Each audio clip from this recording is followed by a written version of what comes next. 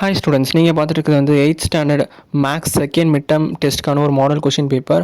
So நீங்கள் பார்த்துட்டு இருக்க அந்த ஃபஸ்ட்டு 1 மார்க் x² - y² = 16 அது ரொம்ப ரொம்ப இம்பார்ட்டன்ட். அதேமாதிரி factors of 4 - m² important. Linear equation ரொம்ப ரொம்ப important. Sum of number and its half அது ரொம்ப இம்பார்ட்டன்ட். ஸோ 1 மார்க் எல்லாமே நல்லா படிச்சு வச்சுக்கோங்க. அப்போ தான் உங்களால் 7 out of 7 எடுக்க முடியும். So area of the parallelogram அது ரொம்ப ரொம்ப இம்பார்ட்டன்ட். எல்லா ஃபார்முலாவும் நல்லா படிச்சுக்கோங்க. அந்த சாப்டரில் இருக்குது. Proportionality constant of indirect variation அது இம்பார்ட்டன்ட். அதேமாதிரி ஃபேக்டரைசேஷன் நல்லா பார்த்துக்கோங்க. அதேமாதிரி எக்ஸ்பேண்ட் அந்த x+a இருக்குல்ல, ஃபேக்டரைஸ் ரொம்ப ரொம்ப முக்கியம். அதேமாதிரி எக்ஸ்பேண்ட் ரொம்ப ரொம்ப முக்கியம். Find the value of m இந்த ஈக்குவேஷன் அது ரொம்ப முக்கியம். அதேமாதிரி 14th ரொம்ப ரொம்ப முக்கியம்.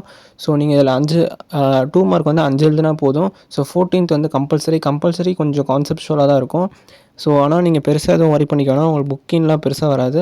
ஃபேக்டரைசேஷன் திரும்பி ஒரு 3 மார்க் வந்திருக்கு. ஸோ ஃபேக்டரைசேஷன் ரொம்ப ரொம்ப முக்கியம். அதே மாதிரி find the volume of the cube. So volume of the cube அந்த ஃபார்முலாலாம் நீங்கள் படிச்சு வச்சுன்னா உங்களுக்கு ரொம்ப ரொம்ப ஈஸியாக இருக்கும். ஃபேக்டரைஸ் நல்லா பார்த்துக்கோங்க. ஸோ அந்த கன்ஸ்ட்ரக்ட் பேரலோகிராம் ஜாமெட்ரி முடிஞ்ச அளவுக்கு நல்லா படிச்சு வச்சுக்கோங்க.